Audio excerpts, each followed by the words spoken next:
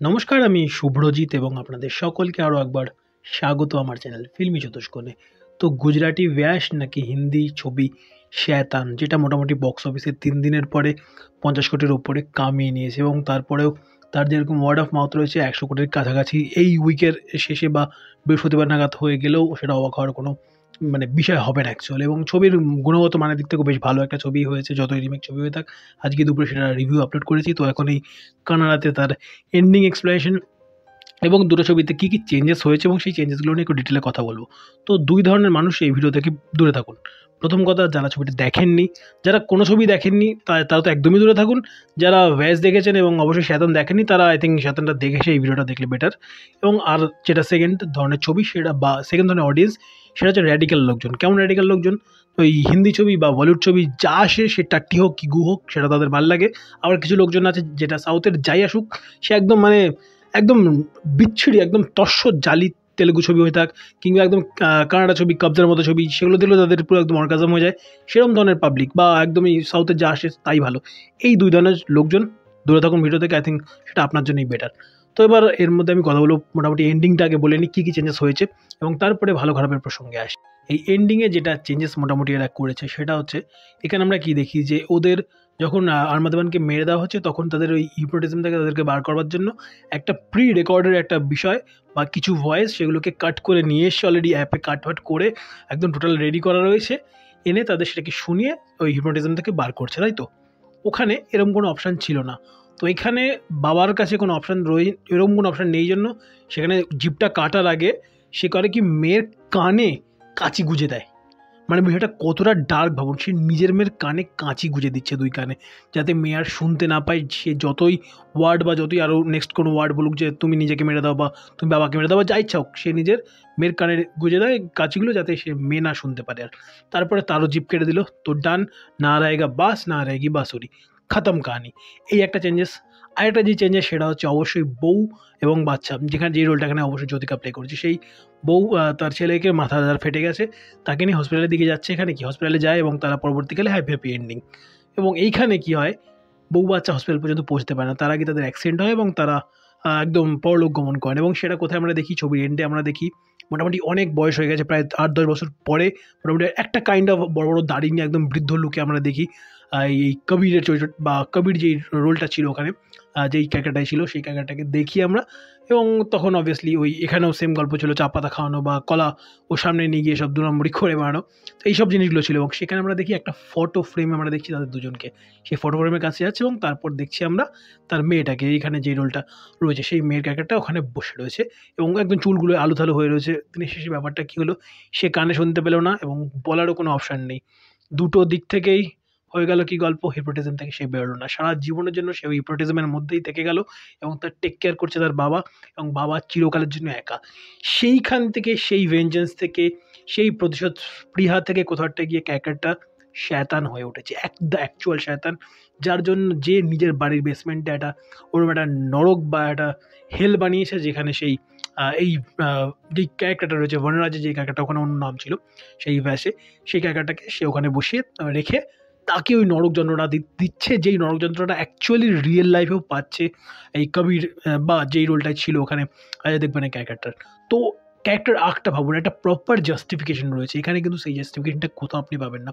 আমি জানি হয়তো এখানে একটা ক্যারেক্টার আর্ক রয়েছে, এখানে একটা হ্যাপি এন্ডিং করেছে এবং করবার পরে না, এটা কোনো ভালো খারাপ প্রসঙ্গ না, এটা হিন্দি বা এইটা বলাতে আমার যে হিন্দি ছবিটার লেভেলটা কম হয়ে গেল তা সেটা কিন্তু আমার পয়েন্ট নয়। আমার পয়েন্ট হচ্ছে চেঞ্জেসটা কী করেছে, এবং সেখানে জাস্টিফিকেশন অনেক বেশি আপনি ব্যাসকে দিতে পারবেন যে এই যে ঘটনাগুলো, মেয়ের ওইটা হয়ে যাওয়া বা স্ত্রী এবং বউকে না পাওয়া এবং চিরকালের জন্য একা হয়ে যাওয়া, এবং তারপরে তার মেয়েকে কে দেখবে, এই বিষয়গুলো সবাই মিলে অলরেডি জীবনটা জীবিত থাকবার কালে নরক হয়ে উঠেছে ক্যারেক্টারটার জন্য।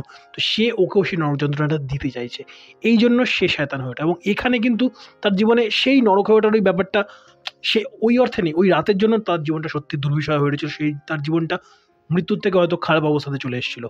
বাট তারপরেও সে যে এই ঘটনাটা ঘটাচ্ছে ১টা বছর ধরে প্রায়, যেটা দেখিয়েছে, সেটার থেকে অনেক বেশি জাস্টিফাইড আমার মনে হয়েছিল ব্যাসের ওই বিষয়টা ছিল। এই একটা জিনিস। এবং আরেকটা হচ্ছে যে অ্যান্টাগনিস্ট বা এখানে আর্মাদেবানের যেই চরিত্রটা রয়েছে বনরাজ, এর যেই ওখানে ভার্সনটা ছিল, সেই ভার্সনে ওর ছিল কি, সে টোটাল সিস্টেমটাকে কোথা থেকে কনকার করবে, প্রতিটা পলিটিশিয়ানকে বা প্রতিটা বড় বড় নেতাদের সে মোটামুটি তার কন্ট্রোলে রেখে সেই গভর্নমেন্টটাকে চালাবে। এখানে ব্যাপারটাকে আরেকটু ওপরের লেভেলে নিয়ে যাওয়া হয়েছে, নিয়ে গিয়ে গোটা দুনিয়াকে সে এই আহুতিটার মধ্যে দিয়ে সে একদম আরও বড় হিপনোটিজমের বিদ্যাতে আরও লেভেল আপ করবে তার নিজের দিক থেকে, এবং সেখান থেকে সে আরও বেটারভাবে মানে দুনিয়াটাকে টোটাল কঙ্কর করতে পারবে। এটা একটা কথা থেকে ফ্যাসিজমের ওই বিষয়টাকে ওপরে হালকা কমেন্ট্রি করে চলে গেল। এই হলো হচ্ছে বেসিক চেঞ্জেস, আর খুব একটা চেঞ্জেস হয়নি এখানে।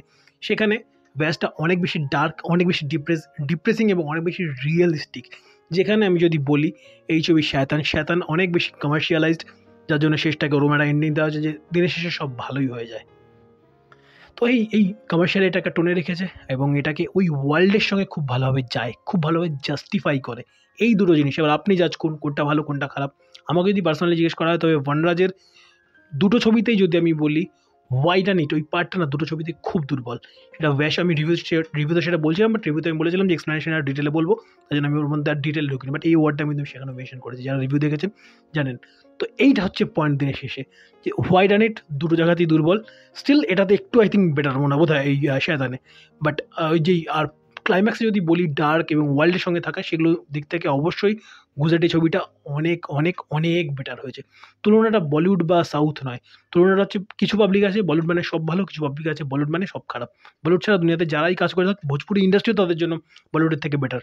এই যে ট্র্যাডিক্যাল বিষয়টা সেটা আমার কমেন্ট্রি ছিল শুরুতেই। তো এই মোটামুটি আপনাদের এন্ডিংটা নিয়ে বলবার চেষ্টা করলাম যতটা পারলাম নিজের মতো করে ডিটেলে।